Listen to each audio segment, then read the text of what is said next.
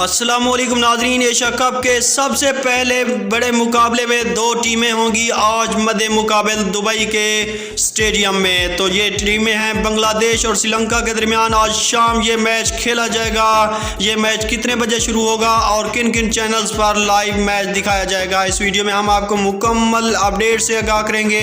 इससे पहले कि अगर आप हमारे चैनल पर नए हैं तो हमारे चैनल को सब्सक्राइब कर दें और साथ दिए गए बेल आइकन को भी प्रेस कर दें ताकि हर नई आने वाली वीडियो आप तक बआसानी पहुंचती रहे। जी हाँ नाजरीन, आपको बताते चले एशिया कप के पहले मैच में दो बड़ी टीमें होंगी आज शाम 8:30 बजे दुबई में मद्दे मुकाबले श्रीलंका और बांग्लादेश के दरमियान। ये मैच 8:30 बजे खेला जाएगा।